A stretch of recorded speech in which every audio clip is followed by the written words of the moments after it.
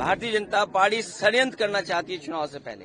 तो उनका लक्ष्य पहले दिन से रहा है कि समाजवादियों को कैसे बदनाम किया जाए। मुसलमानों को लेकर के उनकी जो सोच है वो अनडेमोक्रेटिक है, अनकॉन्स्टिट्यूशनल है। कोई योगी अगर वो लोकतंत्र पर भरोसा नहीं करता है और कॉन्स्टिट्यूशन पर भरोसा नहीं करता, वो योगी नहीं हो सकता है।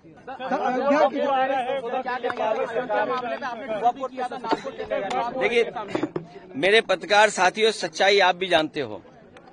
भारतीय जनता पार्टी साजिश, चुनाव से पहले भारतीय जनता पार्टी षड्यंत्र करना चाहती है चुनाव से पहले, और उनका लक्ष्य पहले दिन से रहा है कि समाजवादियों को कैसे बदनाम किया जाए और खास कर के मुसलमानों को लेकर के उनकी जो सोच है वो अनडेमोक्रेटिक है, अनकॉन्स्टिट्यूशनल है। ये सोचिए, एक मुख्यमंत्री योगी,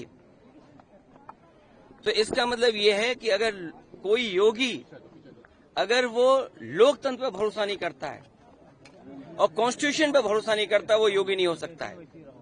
मैं 3 घटनाओं का उदाहरण देना चाहता हूं आपके सामने।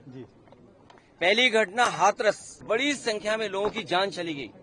न केवल जान गई है, उनका नुकसान हुआ बड़े पैमाने पर। बहुत से लोगों का हाथ पैर या जो भी नुकसान हुआ, उसका कोई मदद सरकार ने नहीं की।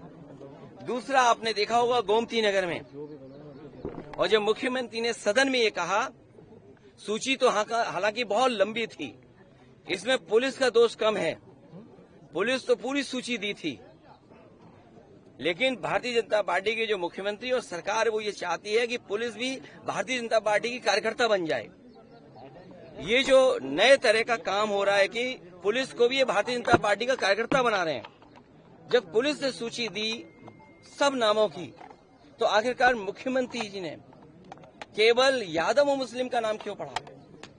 और सच्चाई पुलिस भी जानती है कि जिसमें कि यादव का जिसका नाम लिया है, सुनने में आ रहा है कि वो फुटिंग में नहीं था, जो कैमरे की जो तस्वीर है उसमें नहीं है, वो कैमरे में नहीं था, क्योंकि वो चाय पीने गया था और पुलिस को यादव मिल गया, इसलिए उसको जेल भेज दिया। मैं आपके सामने कहना चाहता हूं, ऐसे लोग जो कानून का उल्लंघन कर रहे हैं और भारतीय जनता पार्टी का कार्यकर्ता बनकर के काम कर रहे हैं, जब कभी भी सरकार आएगी ऐसे अधिकारियों के खिलाफ भी कार्रवाई होगी। और तीसरा उदाहरण, अभी रुक जाइए, तीसरा उदाहरण अयोध्या का, जिसमें कोई पॉलिटिकल पार्टी, अगर समाजवादी पार्टी ये बात कहती है कि डीएनए टेस्ट होना चाहिए, कैसे मुख्यमंत्री हैं ये, इन्हें कौन राय दे रहा है? ये कानून किसका संशोधित है? ये इन्हीं का संशोधित कानून है 2023 का, जिसमें ये कहा गया है कि डीएनए टेस्ट होना चाहिए अगर 7 साल से ज्यादा किसी की सजा का कोई प्रावधान है तो क्या गलत मांगा? और उनके परिवार के लोग कह रहे हैं, और वहां भी पुलिस सच्चाई जानती है, हमारे पत्रकार साथी भी जानते हैं सच्चाई। वहां की पुलिस जब बीजेपी के इशारे पर और वो सच्चाई से अगर काम करना चाहते तो उन्होंने क्या किया? उन अधिकारियों के खिलाफ कार्रवाई कर दी। तमाम अधिकारी ऐसे हैं जो कह रहे हैं कि हमें तो नौकरी बचानी है, हम क्या करें? हम टेंशन में आ जाएं कि हम भी सर मार दें किसी आदमी के सर पे। आपने देखा नहीं बनारस में क्यूटो में क्या हुआ?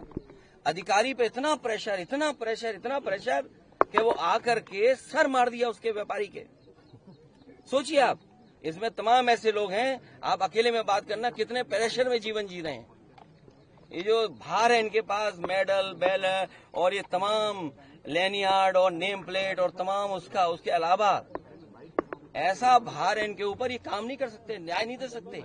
और उसका परिणाम ये हुआ कि भेदभाव कर रहे हैं, और ये भेदभाव इसलिए कर रहे हैं कि इनको हर जगह राजनीति दिखाई दे रही है, वोट दिखाई दे रहा है।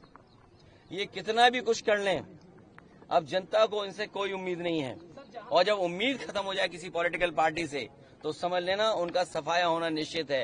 ये जो हारे हैं, इतना बुरा हारे हैं, जनता इससे भी बुरा इन्हें हराएगी, तभी इनका इलाज हो सकता है। न्यूज नेशन अब व्हाट्सएप पर खबरों की ताजा अपडेट के लिए न्यूज नेशन के इस QR कोड को स्कैन करें।